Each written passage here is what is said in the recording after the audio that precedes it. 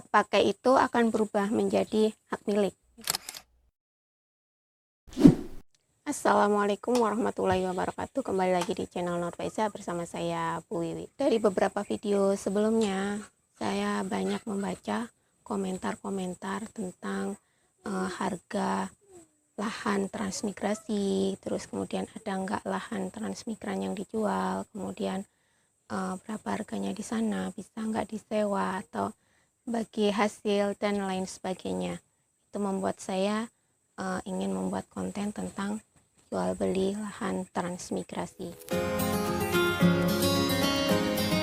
Pada awal sebelum transmigrasi ya, jadi pada awal kita daftar, kemudian di situ dikasih tahu gimana prosedur-prosedurnya, apa aja yang harus kita lengkapi, kemudian kita diberitahu apa hak-hak kita nanti kalau kita jadi transmigran. Itu sudah ada di awal sebelum kami transmigran itu berangkat ke tempat lokasi. Di antara hak-hak para transmigran diantaranya adalah mendapatkan 2 hektar lahan usaha. 1 hektar kita dapat pada saat kita tiba di lokasi, itu 1 hektar dibagi terdiri dari 1/4 untuk lahan pekarangan dan 3/4-nya untuk lahan usaha. Dan lahan transmigran tersebut bukan serta-merta menjadi hak milik kami sebagai para transmigran. Jadi pada saat kami tiba, kami diberi 1 hektar lahan usaha yang 1/4-nya untuk pekarangan, yang 3/4-nya untuk bercocok tanam. Nah, itu tidak serta-merta langsung menjadi hak milik kami para transmigran. Jadi hak yang kami dapat adalah untuk hak pakai. Jadi hak pakai di sini kami bebas memakai lahan tersebut untuk usaha apapun yang kami mau. Nah, salah satunya bercocok tanam itu. Kami mau tanam apa aja itu bebas. Kalau mau ikut program di kelompok tani, misalnya ada program tanam padi, bisa ikut tanam padi, tanam bawang merah bisa ikut tanam bawang merah, dan itu semuanya dibiayai oleh pemerintah ya. Jadi semua dari mulai bibitnya, kemudian obat-obatannya, kemudian penyiapan lahannya, dari cara membuat bedengan atau membuat paritnya, semuanya dibiayai. Dan hasil dari bercocok tanam itu kami semua yang menikmatinya. Jadi tidak ada bagi hasil untuk hasil bercocok tanam, tidak ada bagi hasil dengan pemerintah atau dinas manapun. Jadi sepenuhnya kami nikmati untuk kami para transmigran. Nah, sampai berapa tahun sih hak pakai itu lamanya? Seberapa lama hak pakai itu berlangsung itu tergantung dari tingkat kemandirian masing-masing para transmigran. Jadi kalau dilihat para transmigran di UPT tersebut sudah kelihatan banyak yang sudah mulai mandiri, maka hak pakai itu akan berubah menjadi hak milik. Sampai berapa tahun? Nah, itu tidak sama setiap UPT ya.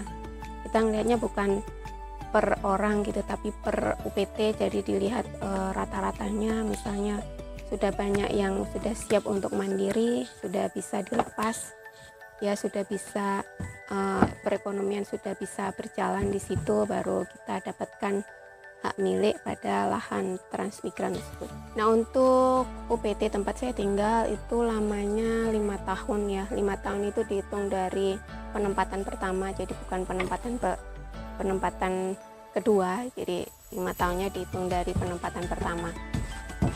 Jadi ada 2 kali penempatan pada satu UPT.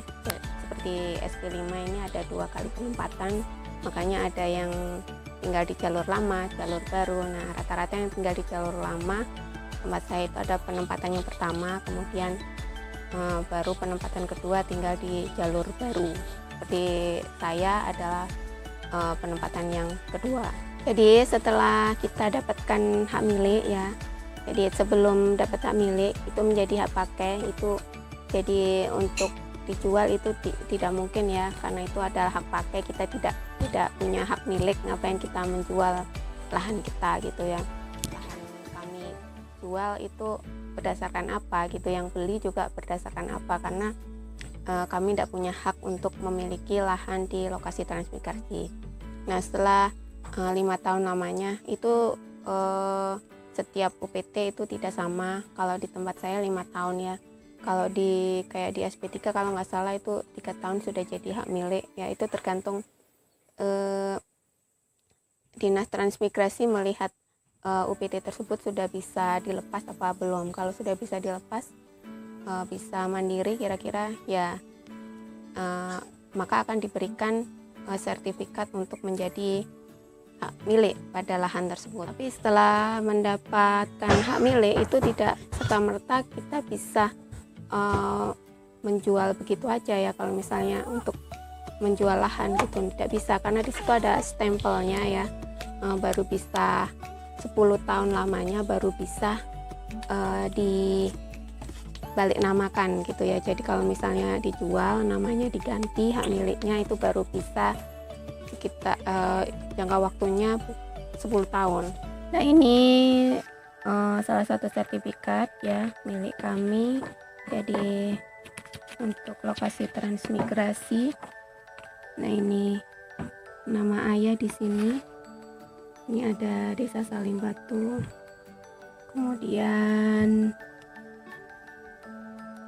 ya ini penerbitannya.